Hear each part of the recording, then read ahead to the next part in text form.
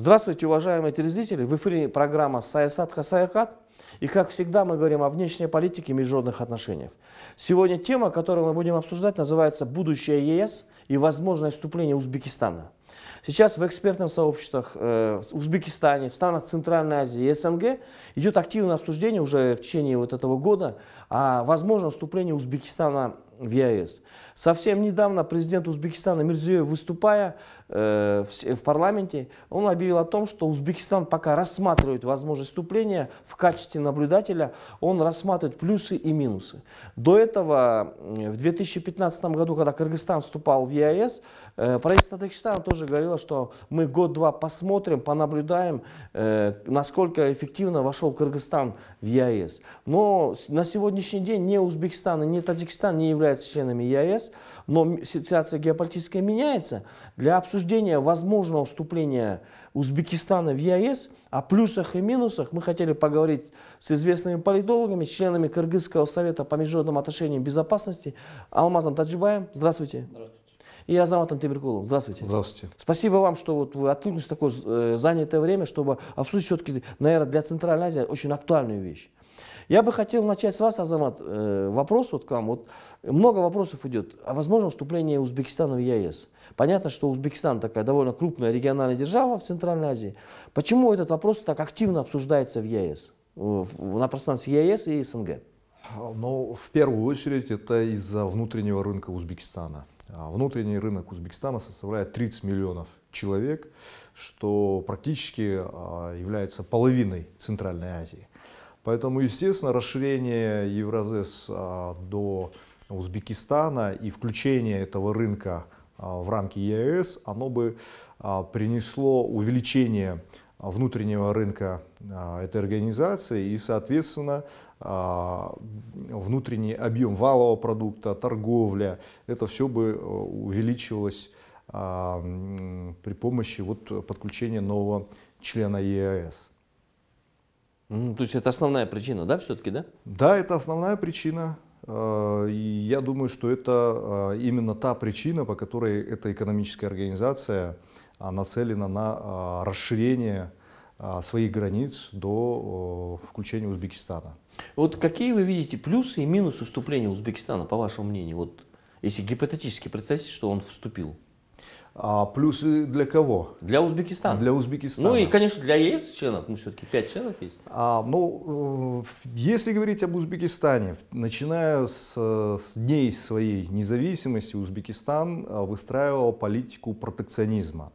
То есть Узбекистан создавал внутренний рынок, направленный на развитие промышленности и индустрии в рамках своих границ. Узбекистан препятствовал импорту различных товаров и таким образом защищал свой внутренний рынок, свою внутреннюю промышленность, индустрию и привлекал инвесторов из Южной Кореи. Мы знаем, что там работают заводы Samsung, других южнокорейских компаний. Также есть заводы Соединенных Штатов, которые производят очень много различных видов товаров, вплоть до автомобилестроения. Поэтому цель Узбекистана в протекционизме заключалась в том, чтобы дать возможность вот этой крупной индустрии развиться, стать на ноги. И после этого Узбекистан уже, то есть вообще суть протекционизма, она заключается в том, что когда вот такая индустрия разовьется, когда она встанет на ноги, открыть свои границы и дать возможность, когда уже будет эта индустрия конкурентоспособной, дать ей возможность конкурировать с продукцией других стран. И, на мой взгляд, сейчас подходит уже тот момент, когда Узбекистан уже может конкурировать с другими странами. В первую очередь индустрия Узбекистана, сельское хозяйство Узбекистана уже в состоянии конкурировать с продукцией других стран. И в будущем, следуя логике протекционизма, в будущем они будут потихонечку открывать свои границы как притоку товаров извне, так и экспорту своих внутренних товаров на другие рынки мира. Поэтому вступление Узбекистана в ЕАЭС, оно может приносить пользу для Узбекистана, потому что действительно производство Узбекистана, оно конкурентоспособно.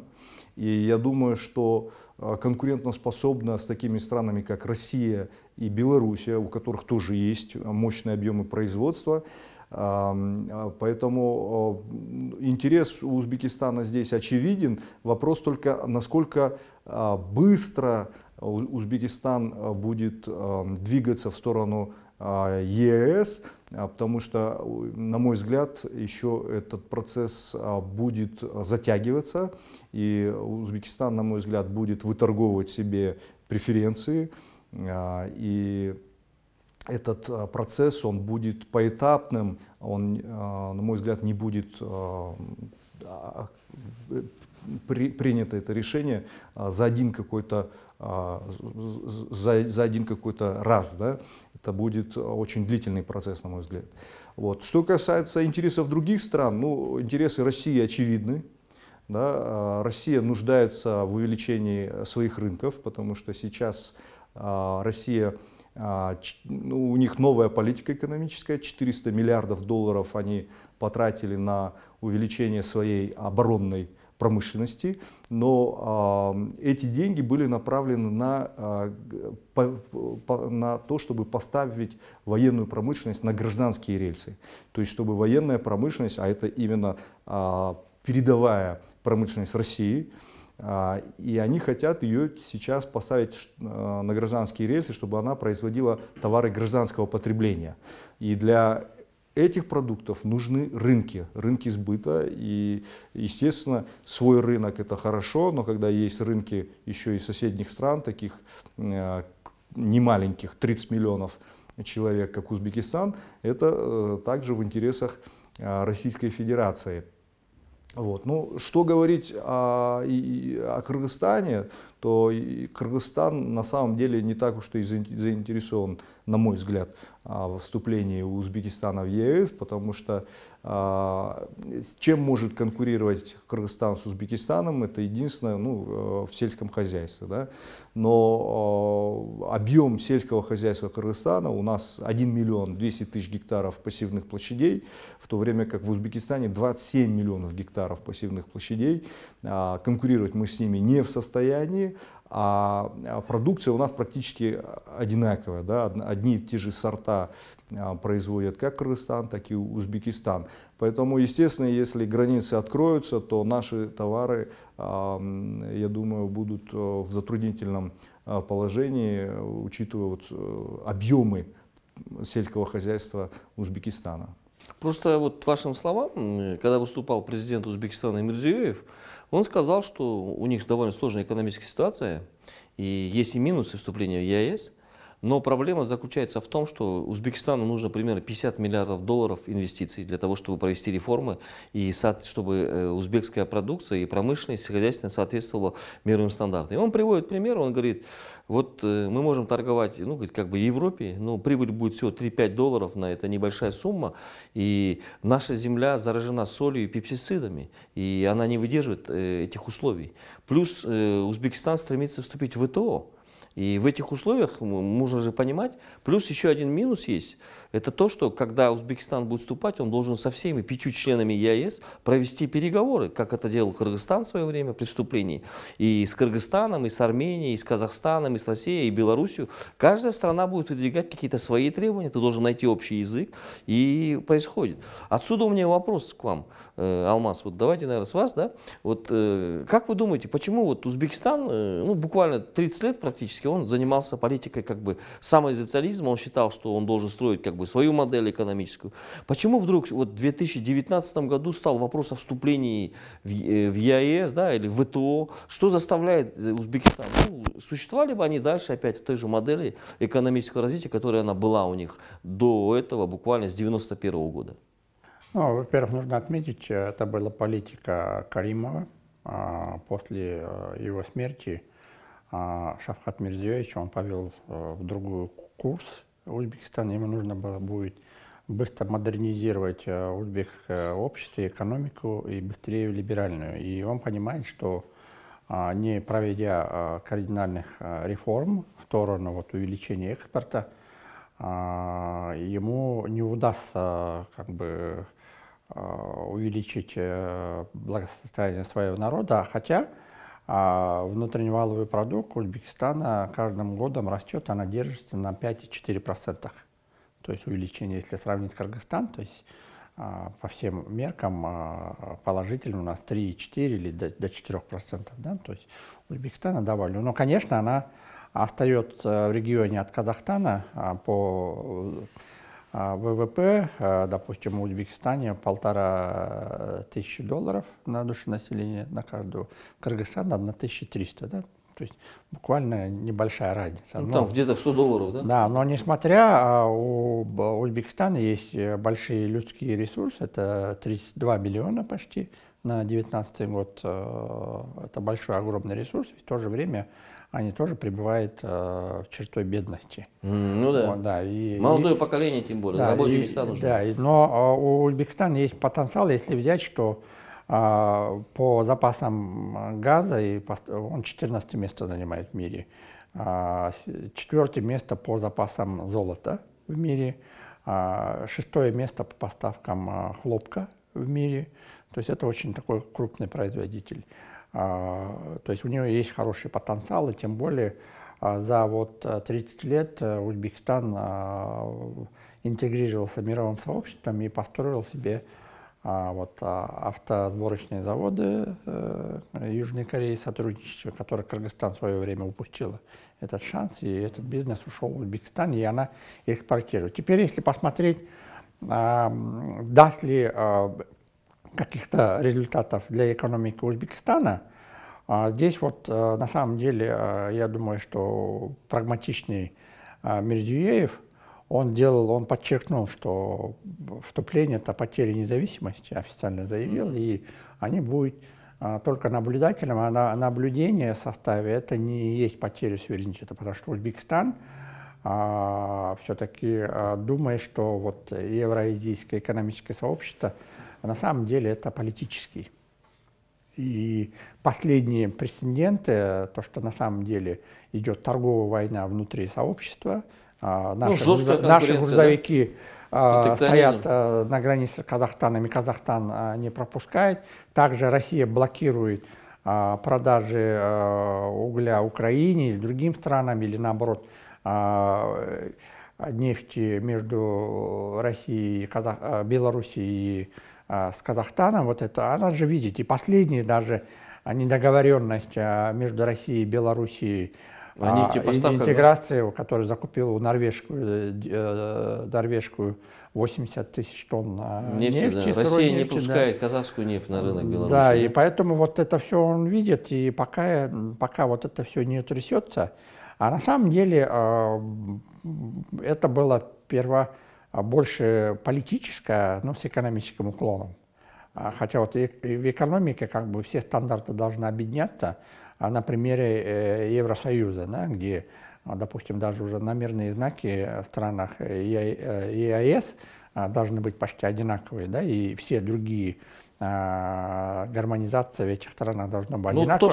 Свободное продвижение товаров, людей, да? Вот эти все вещи, людей, финансов, они должны свободно пересекаться, но когда мы видим даже ограничение дискриминации Российской Федерации, допустим, 1 миллион Армении, Казахстану 150 тысяч, нам 100 тысяч, да, когда вот это все видят и видят несостоявшийся в экономическом плане этого союза, конечно, настораживает не только Узбекистан, но и другие страны, которые находятся в штате наблюдения, да, и от этого выиграть или не выиграть, хотя экспорт Узбекистана в Россию составляет 30%. Это весомый, с одной стороны, но как бы она не главная Россия игрок, и вот именно она понимает, если у нее единственное машиностроение, да, промышленности именно свой автопром, но мы знаем, что сильные лобби для России, российского автопрома, и они просто их не пустят по разным параметрам, причинам, регламентам, техническим там какими-то. И поэтому вот это будет продолжаться, и поэтому она решила пока воздержаться. Хорошо. Ну вот смотрите, такая вещь, да? Сейчас идет процесс глобализации. И экономический, геополитический процесс с космической скоростью идут. Все страны объединяются в большие рынки. Ну, возьмем Европу, вы сказали про Европейский Союз, да, там почти 500 миллионов человек. Возьмем Северную, Южную Америку, там миллиард человек. Возьмем Китай, Индию, там тоже, да, 1,5 миллиарда, и там понятно. Рынки сбыта гигантские, возможности гигантские противостоять. В Европейском Союзе, вы правильно говорите, там интеграция, взаимодействие 67% сейчас составляет. В рамках ЕАЭС всего 15%. И многие вещи как бы не срабатывают. То, что вы сказали, есть протекционизм, есть торговые войны. Но проблема в том, что вот многие эксперты говорят, что интересы экономические Узбекистана находятся не на Западе. И они находятся, первый месяц вот президент Узбекистана выступал, он сказал, что экономические интересы Узбекистана это в России, в Казахстане, в Кыргызстане, рынки, да. И не надо забывать такую вещь, от которой все страны страдают.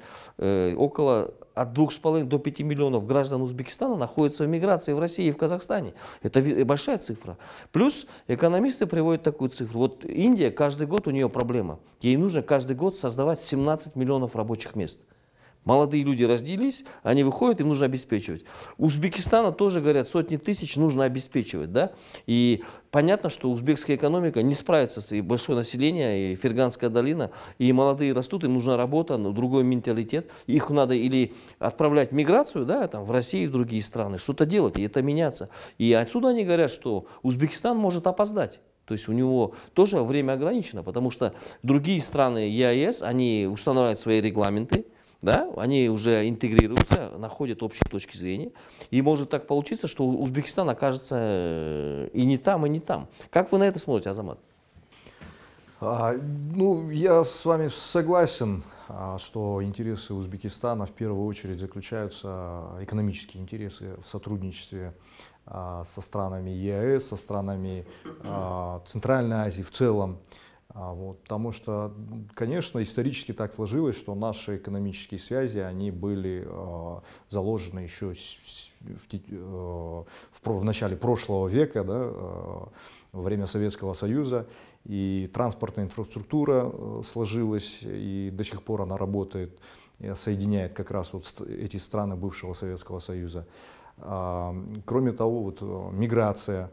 Очень многие граждане Узбекистана в поисках работы, они едут в первую очередь в Россию, сейчас очень многие едут в Казахстан, вот, потому что, опять же, язык, он экзамен, понятен, условия, да, которые да, и культура, она понятна для граждан Узбекистана, культура и России, и Казахстана, вот, с языком проблем особых нету. Поэтому, само собой, это именно первые страны, дестинации для мигрантов из Узбекистана. Вот, поэтому этот момент, я думаю, что он объясняется именно такими интересами Узбекистана. Вот. Ну а что касается вашего вопроса, не получится так, что он затянет и не вступит, и не туда, и как бы... Я думаю, что так не получится, потому что я не думаю, что здесь есть такое понятие, что время играет против Узбекистана, и что это своего рода уходящий поезд, и что если сейчас вы не интегрируетесь, потом будет сложнее. Я думаю, что это больше риторика заинтересованных игроков, которые преследуют здесь свои экономические цели в том, чтобы Узбекистан побыстрее стал членом ЕАЭС. Вот. Но, на мой взгляд, торопить здесь Узбекистан особо не стоит, вот, потому что страна идет своим экономическим путем. Вот, благодаря вот этому протекционизму они взрастили достаточно сильную индустрию, и сейчас потихонечку они будут открывать и свой рынок, и открывать другие рынки для своей индустрии. Но это все будет, как я уже говорил, поэтапно. Вот. И в процессе переговоров я думаю, что Узбекистан будет нацелен именно на получение больше преференций для своей экономики. Поэтому здесь и именно этим и объясняется поэтапное, вот, возможное поэтапное вхождение. Поэтому, если Узбекистан будет входить в ЕС, На мой взгляд, это будет поэтапно, это будет длительный процесс. Сейчас что вы думаете? Это просто пауза, да, вот то, что вот они так сказали? Или... Но я думаю, что это не то, что пауза, я думаю, что это своего рода такой торг, который направлен на получение каких-то выгод, каких-то преференций именно для своей экономики. Угу. Просто видите, есть, допустим, ну вот промышленность, да? Автомобильно возьмем, пример, то, что вы говорите. Европейские страны, Запад, понятно, и на Востоке конкурентные, это частные фирмы производят, себестоимость, конкурентоспособный товар. Надо честно сказать, российский автопром датируется государством, и узбекский автопром датируется государством. Поэтому он и был до последнего времени конкурентоспособен на рынках СНГ. То есть, ну, чуть дешевле, там, доступная цена и так далее. Но мы же прекрасно понимаем, что сейчас есть экономическая конкуренция, да, так мягко скажем. И Россия тоже является крупным производителем автомобилей, таких вещей. И ее доля все-таки в ЕАЭС гигантская, да. Там, всех остальных стран, я думаю, не такая уж большая. И понятно, что каждая страна захочет иметь такие правила, чтобы твоя продукция продавалась, да, и она может быть более качественной. Много заводов и в России. Не получится ли так, что Узбекистан, выжидая, и он не договорится ни о чем? Все-таки есть разные формулы, да? Вот Европа единая, Европейский Союз, она двухскоростная. Что это значит? Есть развитые страны, есть страны Восточной Европы, которым говорят, ну, ребята, давайте, вы члены ЕАЭС, но надо немножко постепенно, пока валюту сохраним, пока вы там адаптируетесь постепенно. В рамках ЕАЭС такого нету. Ты вступаешь, и ты уже как бы в этом процессе идешь, ты уже прыгнул. Вот отсюда у меня вопрос сразу возникает. Вот Узбекистан как будет договариваться? Ему же надо договариваться или с 5 странами, или двусторонние, или же вот на общих правилах, или какие-то свои особенные правила. Алмаз, как вы думаете? Я думаю, что нужно договариваться на общих. И здесь у Узбекистана в первую очередь, и со стороны Кыргызской республики, даже Казахстана, они будут чуть-чуть против. Потому что если она войдет в рынок ЕАЭС, то, по крайней мере, на юге Кыргызстана сельское хозяйство он погубит нашу. Потому что в Узбекистане урожай получает чуть ли не там 2-3 раза в летний сезон, а мы только один. Пример, да? Поэтому вот это с этой точки зрения сельское хозяйство на юге просто вот Узбекистан. Потом хлынут дешевые рабочие руки, ну, в Кыргызстан, да, и другие страны, да, то есть это будет, если, конечно, их не будет каким-то образом удерживать на границах, да, то есть есть вот 3 вещи, которые должно принцип обеспечивать: свободный рынок труда, то есть рабочих сил, финансов, вот, и товаров, да, продвижения. Вот. Если это будет, то чуть-чуть придется потесниться 5 странам в этих отношениях. Да. Конечно, преференцией он будет торговаться, как Белоруссия с Россией за нефть и газ, который проходит, и она потом перепродает вот эти вопросы. И Узбекистан, в отличие от Беларуси, если даже, да, она будет не хуже, Лукашенко торговаться Мирзиёев, да, и преференции требовать. Если этого не будет, зачем ему входить? У Беларуси есть заинтересованность была. То есть он льготы оставил у себя по нефти, газу, да, который проходит транзитом через него. А Узбекистану тоже нужны преференции на 5-10 лет по каким-то отраслям, да, по каким-то отраслям, льготный период был. Но я думаю, что вот и это очень сложный вопрос. Просто это больше, наверное, для пропаганды сторонников ЕАЭС на расширение. Конечно, почему в Китай тогда не вступят? И кто против Китая? Допустим, гипотетически Китай согласится вступить в ЕАЭС, да? Кому будет больше плохо? Я согласен и с кому вами будет при лучше? одном условии. Ну вот смотрите, геополитически. Узбекистан крупная страна, да, Центральной Азии. Но проблема заключается в том, что вот если брать с точки зрения геополитики, Узбекистан самый геополитический тупик. Почему? Она граничит со всеми 5 странами Центральной Азии, но в отличие от Кыргызстана, Казахстана, России и Таджикистана, не имеет выхода на вторую экономику Китай.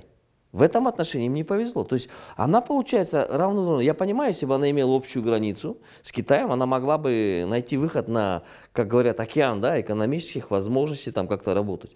Но в любом случае ей приходится договариваться с Таджикистаном, с Кыргызстаном или с Казахстаном или с Россией, чтобы продавать, потому что это такой сложный вопрос. Мне сразу тогда возникает такой вопрос. Вот смотрите, давайте возьмем гипотетически. Узбекистан сохраняет свой статус наблюдателя, да, такой переходный период, да, мягко скажем. Но не надо забывать, что Кыргызстан, Казахстан, мы являемся членами ЕС, и Беларусь, и Армения и так далее. Сегодня граница между Кыргызстаном и Узбекистаном, это не только граница Кыргызстана, но и граница ЕС, да?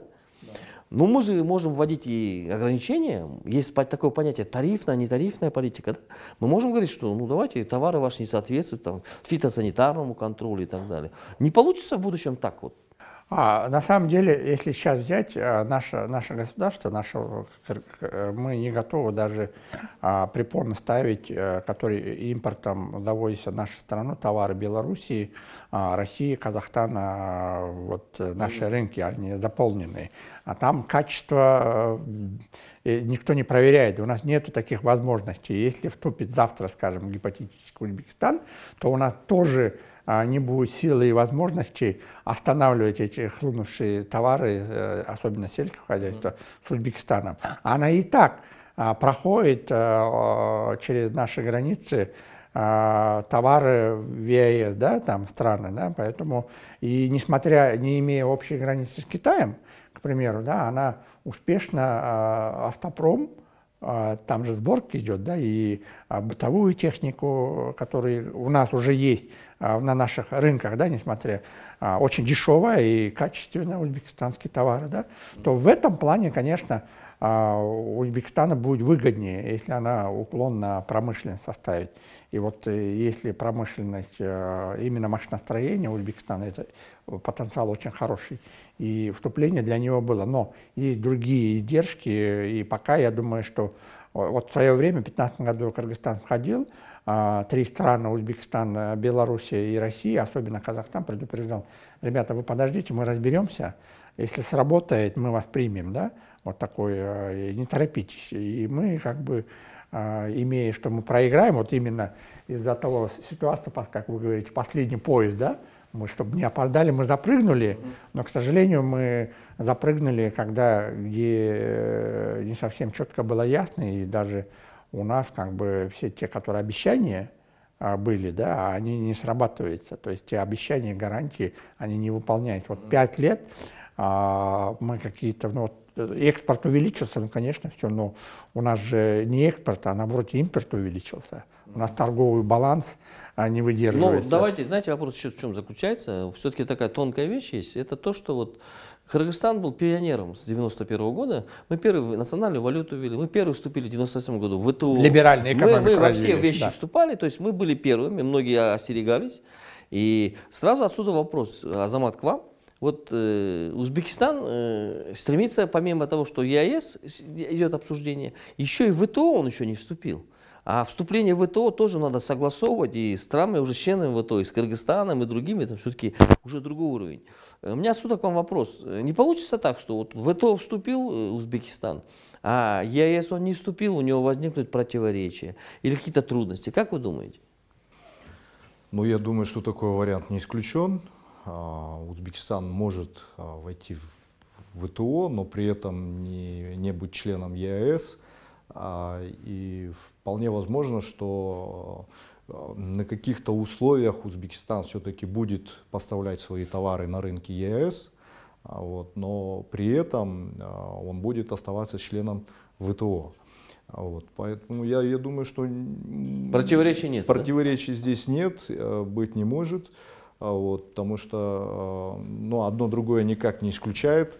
Это не военно-политический блок, это речь идет об экономике, а в экономике возможно участие и в ЕАЭС, и в то же время в ВТО. Вот. Единственное, тарифы, возможно, будут какие-то на товары, которые экспортируются в ЕАЭС, будут согласовываться с ВТО и наоборот. Вот. Но это все возможно обсуждаться в рабочем процессе. А у нас к вам вопрос, наша программа завершается. Ваш прогноз, вот, Узбекистан вступит в 2020-2021 году в ЕАЭС или нет? Я думаю, что нет, в ближайшее время не вступит. Он будет статус наблюдателя, пока ЕАЭС не заработает на самом деле, как в своей декларации, когда она объединялась. Азамат, вы как думаете? Я согласен с этим мнением. Недавно мы только слышали заявление президента Узбекистана Мирзиёева о том, что Узбекистан не будет торопиться с вхождением в ЕАЭС. И я думаю, что так оно и будет. Ну, просто я почему задал такой вопрос, то есть вы все-таки, как эксперт, уверены, что Узбекистан не вступит в ближайшее время в ЕАЭС, да?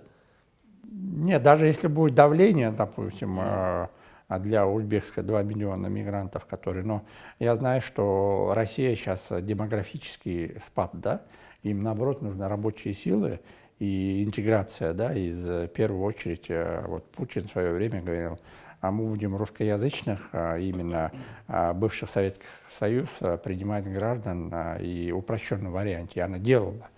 И поэтому там потом приостановила, но все равно как бы рабочие руки для большой России, она нужна, потому что она уже падает демографически. Это минус будет экономики для России. Но, то есть Узбекистан поэтому не вступит, этот, да? вот этот рычаг, шантаж, использование как бы рабочих сил, это просто блеф. Но не вступит, да, он? Да, нет. Вы тоже уверены в этом? Нет, я думаю все-таки, что интеграция будет. И другого просто геополитическая реальность не оставляет другого выбора ни для одной из стран Евразии. Мы все просто обречены на То есть в будущем все-таки сотрудничество. вступит, да, в ЕС? Однозначно. Я не знаю, в какой форме будет эта интеграция, в какой форме будет происходить интеграция Узбекистана, но я уверен, что это будет, ну, видимо, не в ближайший там, год или два, но это будет постепенно. Я почему говорю, просто мировая практика показывает простую вещь. Если ты говоришь, что я вступлю, но пока я немножко не готов, это одно, да, ты как бы готовишься, и все члены говорят. И другая вещь, когда ты резко говоришь и говоришь, я, ребята, не буду никогда вступать на двусторонней основе. Узбекистан так не сказал. Он сказал, что как бы вот, ну видите, такая тоже позиция. Может быть, одна из причин, то, что у Узбекистана, у которых нет договора двухсторонних со всеми странами СНГ, да, между Россией и Узбекистаном, вот такого договора, да, союзного договора, конечно, у Беларуси, России это другой, но вот на втором ряду стоит именно договор с Россией и Узбекистаном. И, возможно, ему как бы и не нужно другие рынки, кроме как Россия. Она может уже реализует этот договор на деле, что построение атомной электростанции России, инвестиции, там 23, то ли 26 миллиардов долларов российской инвестиции в Узбекистан, да, или уже рабочие руки, рабочие договором уже трудоустраивается в Российской Федерации, именно на таком государственном уровне. Да? А у нас вот этого ЕАЭС этого нету. Вот именно по договоренностям ЕАЭС мы не можем вот эти двухсторонние договора оформить, потому что Узбекистан это позволяет. Она может туда еще рабочие руки, в России еще больше квалифицированных именно этим договором. Если я вас правильно понял, Узбекистан не вступит никогда. Ну, пока нету таких причинно-следственных связей, которые его заставят вступить. Вот такой экспертных оценках, вот диаметрально противоположно завершим сегодняшнюю нашу программу. Уважаемые зрители, на этом программа «Саясат Хасаяхат» завершилась. Мы говорили о возможном вступлении Узбекистана, о плюсах, о минусах и как это повлияет на Центральную Азию. До свидания.